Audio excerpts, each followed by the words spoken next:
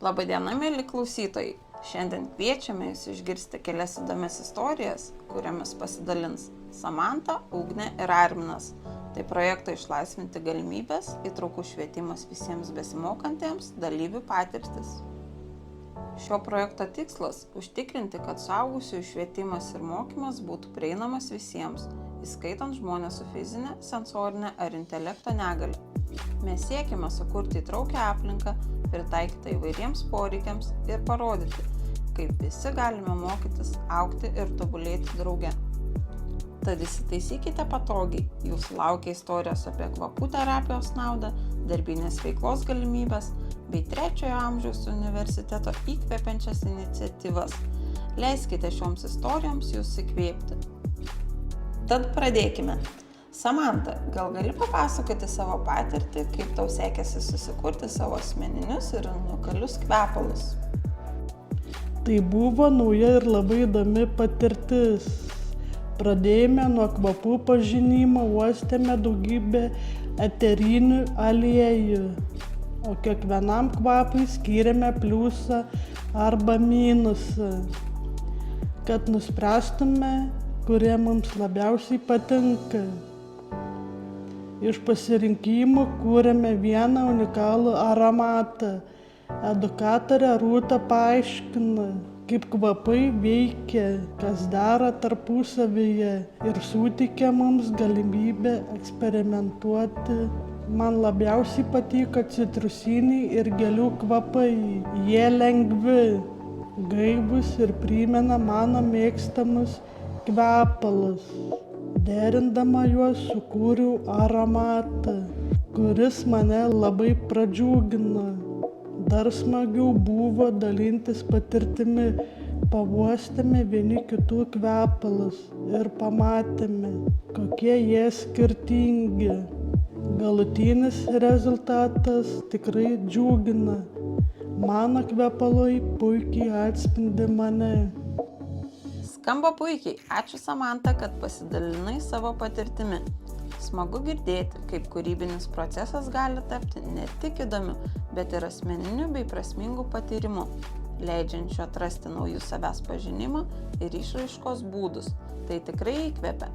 Dabar norime pakalbinti kitą projekto dalyvį Arminą. Arminai, prisimeni mūsų apsilankymą Trakų neįgaliųjų užimtumo centre?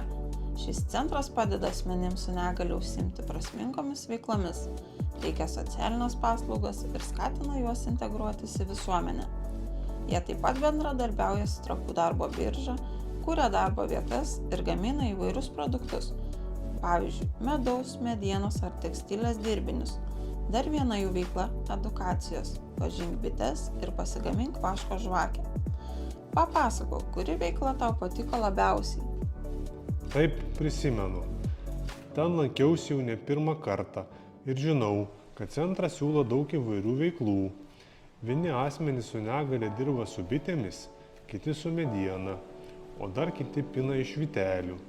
Smagu, kad kiekvienas gali rasti sau tinkamą ir patinkančią veiklą. Be to, jie turi bičių namelį, kuriame vyksta bičių terapija. Ten įrengta lova, o po ja dūzgia tikros bitės. Tai suteikia labai ypatingą pojūtį. Dar centre yra parduotuvė, kurioje parduodami jų gaminiai. Kaip jie minėjo, jiems net nereikia ieškoti klientų. Jų produkcija yra labai paklausi ir greitai išperkama. Ačiū Arminai, kad pasidalinai savo patirtimi. Paskutinė istorija, kurią šiandien norime pasidalinti, atskleidžia, kad mokymuisi nėra amžiaus ribų, o žinių troškulys niekada neišblėsta. Nesvarbu tavo galimybės, gebėjimai ar gyvenimo aplinkybės, kiekvienas turime teisę mokytis, augti ir tobulėti. Mokymasis tai galimybė pažinti pasaulį, praplėsti savo akiratį ir atrasti naujų prasmių. Ši istorija parodys, kaip svarbu drąsiai siekti žinių, nepaisant gyvenimo iššūkių ir kaip net mažiausi žingsniai gali atverti naujus kelius į asmeninį augimą. Šią patirtimį su mumis pasidalins Ugnė. Su projekto komanda apsilankėme 3-ojo amžiaus universitete, kuris suteikia puikias galimybės senjorams mokytis ir tobulėti. Mūsų supažindino su įvairiomis veiklomis. nuo užsiėmimų, kurie skatina fizinį aktyvumą, iki edukacinių programų, padedančių geriau integruotis į visuomenę. Sužinojome, kad čia vyksta ne tik paskaitos, bet ir praktinės veiklos, kurios leidžia dalyviams dalytis patirtimi ir įgyti naujų žinių. Ši iniciatyva labai svarbi, nes ji padeda ne tik mokytis, bet ir gerina emocinę savijautą, didina pasitikėjimą savimi. Trečiojo amžiaus universitetas remiasi idėja, kad mokytis niekada nevėlu ir kad gyvenimo patirtis gali būti puikus pagrindas naujiems įgūdžiams įgyti. Ši veikla ne tik padeda vyresnio amžiaus žmonėms aktyviau dalyvauti visuomenės gyvenime, bet ir palaiko jų fizinį aktyvumą bei darbingumą, užtikrinant, kad jie jaustųsi vertinami ir reikalingi. Tai puikus pavyzdys, kaip svarbu suteikti galimybės mokytis ir tobulėti visą gyvenimą. Ačiū, Ugne, buvo smagu išgirsti tavo nuomonę. Ačiū visiems už pasidalintas istorijas ir patirtis. Tai tik parodo, kaip svarbu nuolat tobulėti ir siekti įtraukaus švietimo visiems, nes tai leidžia kiekvienam iš mūsų atrasti savo potencialą, neatsižvelgiant į gyvenimo aplinkybes.